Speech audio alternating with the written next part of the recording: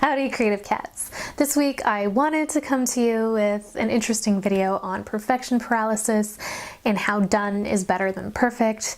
But somewhat ironically, I ran into a personal block of my own, and except this time, instead of perfection being the block, I ran into depression.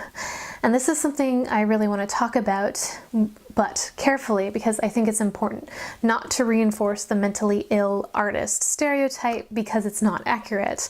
However, I think that it can be helpful to talk about and perhaps suss out different ideas for solutions. So if you have any suggestions yourself, just leave them in the comments below and hear what others are saying, and we can keep this conversation alive.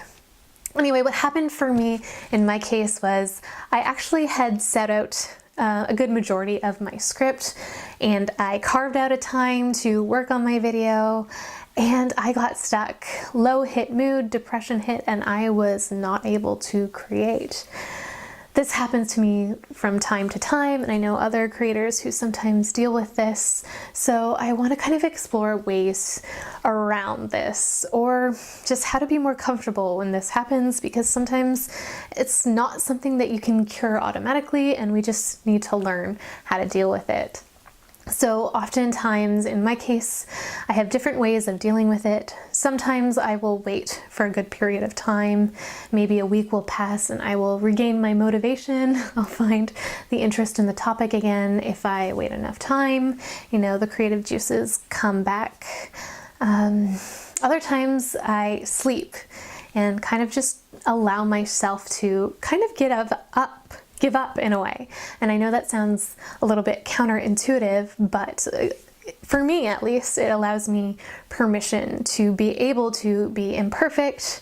And then if I sleep, oftentimes it slows down thoughts and I'm in a different state of mind when I wake up, maybe a little bit fresher, and I can reapproach. It's kind of like incubation, like when we talked in the last video, which I find is a very helpful strategy for me as well. Sometimes just sitting in quiet is a great way to deal with that problem as well. Meditation is excellent. Focusing on your breath, going in and out. And if you have a hard time keeping your focus, there's lots of videos online or audios that you can access that will guide you through a meditation, and I really recommend trying different ones because everyone is different and different techniques work better or worse depending on your personality and just what works for you. I really wanted to make this video and try something different because I actually found this niche of videos on YouTube not long ago, which is kind of like people expressing their thoughts like it was their diary to the camera. It's a little bit different from a vlog where people actually just feel like share their real feelings and emotions to the camera, which I thought was really interesting. Like, it's not the type of video that I would typically create.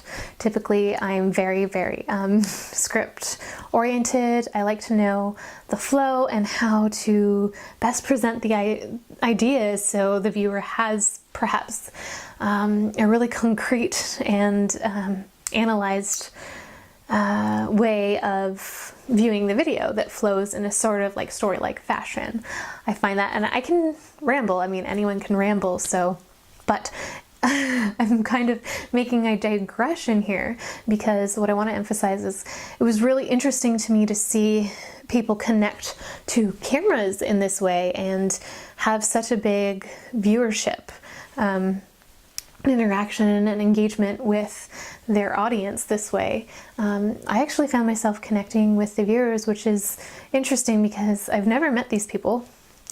You know, we're kind of at a distance, but it provides this sort of like connection.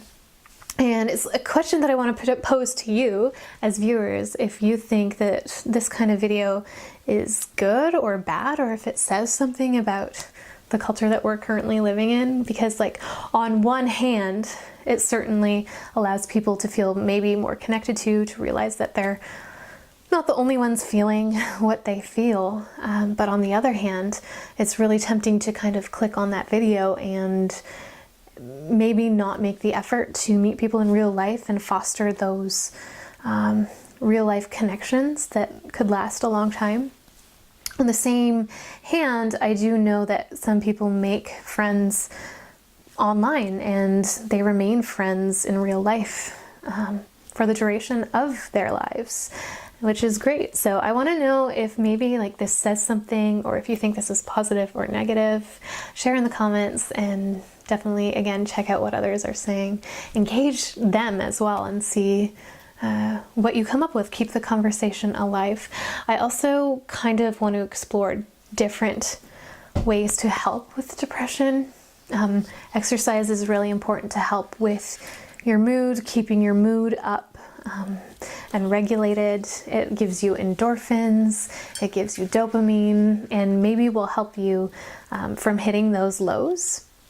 And something that also works is, I think a lot of us intuitively know already that sugar really helps lift up your mood.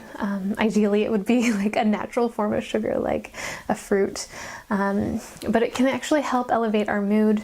And self-control, believe it or not, it helps with. Even like rinsing your mouth out with a sugary drink can help.